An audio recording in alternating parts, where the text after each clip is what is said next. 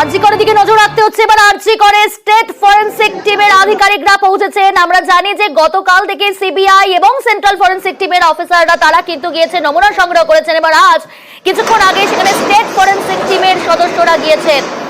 অর্ণব রয়েছে। অর্ণব,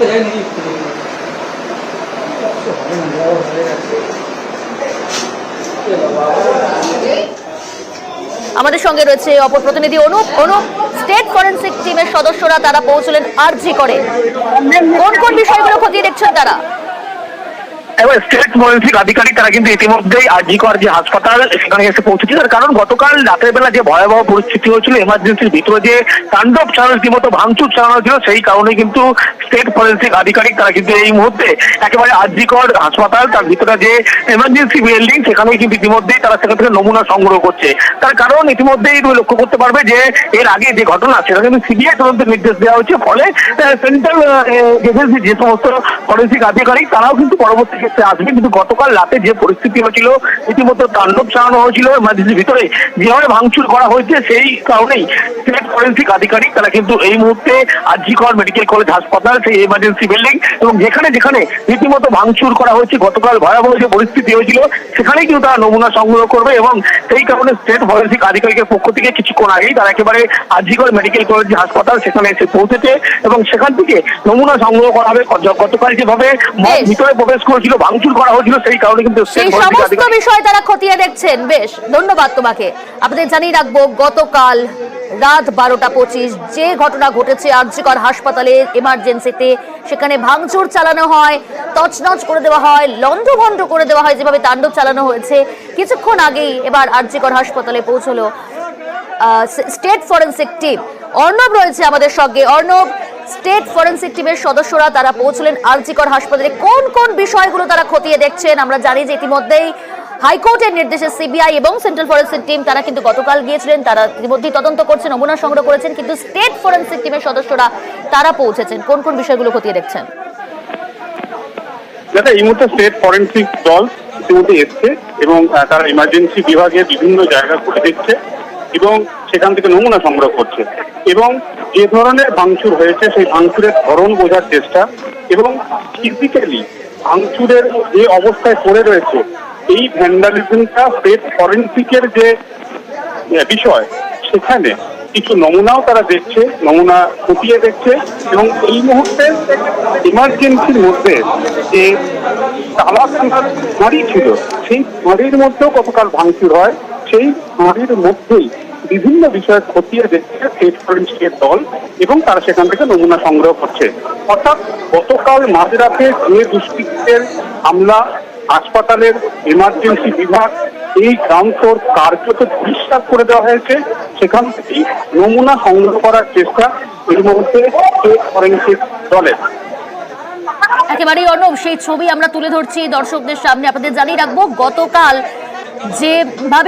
যেভাবে সেখানে তছনছ তাণ্ডব চালিয়েছে দুষ্কৃতীরা 12:25 এবং সেই সময় যে পরিস্থিতি তৈরি হয়েছিল, লন্ডভন্ড করে দেওয়া হয়, তছনছ করে দেওয়া হয়, ভাঙচুর চালানো হয়।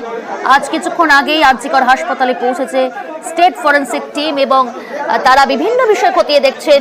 এমার্জেন্সি বিভাগ অর্থাৎ জরুরি বিভাগ যেখানে ভাঙচুর চালানো হয়েছে সেখানে গিয়েছেন, পৌঁছেছেন তারা, সেখান থেকে তারা নমুনা সংগ্রহ করছে। অর্ণব রয়েছে। অর্ণব, তুমি যেমনটা বলছিলে যে ইতিমধ্যেই স্টেট ফরেনসিক টিমের সদস্যরা তারা সেখানে পৌঁছেছেন এবং গতকাল 12:25 আমরা প্রথম দেখিয়েছি খবর, যেভাবে সেখানে তাণ্ডব চালায় বহিরাগতরা, দুষ্কৃতীরা, সেই সমস্ত বিষয় তারা শুধুমাত্র খতিয়ে দেখছেন, তাই তো? এখানে নমুনা সংগ্রহ হচ্ছে, একই সঙ্গে ভিডিওগ্রাফি করা হচ্ছে এবং আতস কাছে অর্থাৎ জুম করে বিভিন্ন ক্ষয়ক্ষতি বা ফিঙ্গার প্রিন্ট যদি কোনো রকম উদ্ধার করা যায়, যে দুষ্কৃতীরা এসেছিল বিভিন্ন জায়গায় যেভাবে আক্রমণ বা হামলা চালানো হয়েছে, ভিডিওগ্রাফি, নমুনা সংগ্রহ, যদি কোনো রকম হাতের ছাপ বা অন্য কিছু উদ্ধার করা যায় সেগুলি খুঁজে দেখার চেষ্টা এবং স্টেট ফরেনসিকের একটি দল এই মুহূর্তে ইমার্জেন্সি বিভাগের মধ্যে টালা থানার যে আউটপোস্ট তার ভিতরে নমুনা সংগ্রহের কাজ করছে এবং প্রায় 5 থেকে 7 জন এই দলে রয়েছেন।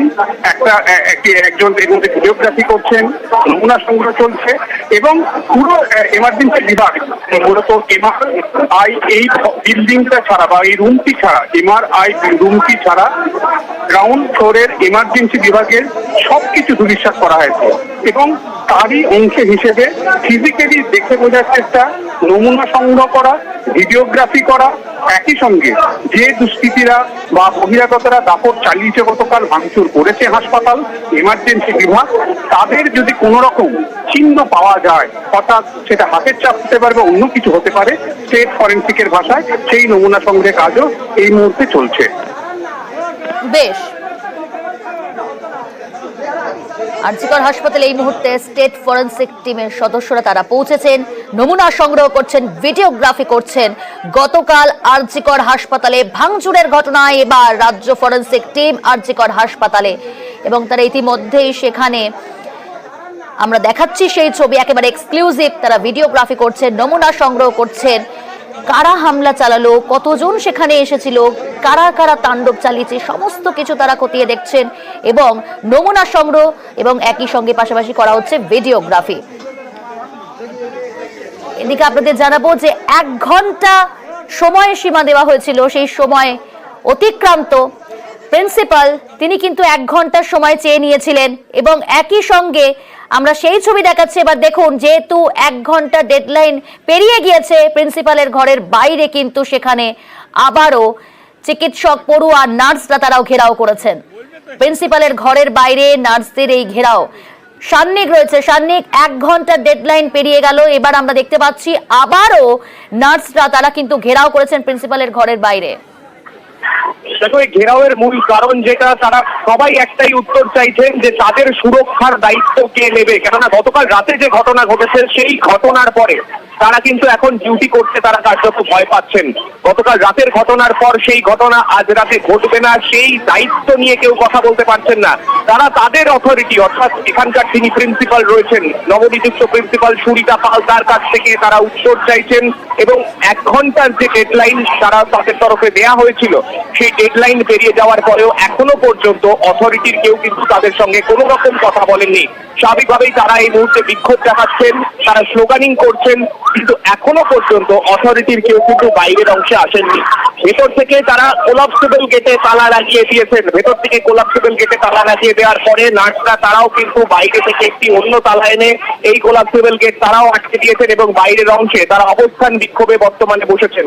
তাদের স্পষ্ট দাবি, যে ঘটনা ঘটেছে সেই ঘটনার পরে একদিকে পুলিশ প্রশাসনের তরফ থেকে লিখিত একটা অ্যাপোলজি তারা চাইছেন, যে তারা যে সুরক্ষা দিতে গতকাল ব্যর্থ হয়েছেন সেই বিষয়ে তারা একটা অ্যাপোলজি চাইছেন। পাশাপাশি অথরিটির তরফে কি ব্যবস্থা গ্রহণ করা হচ্ছে নার্সদের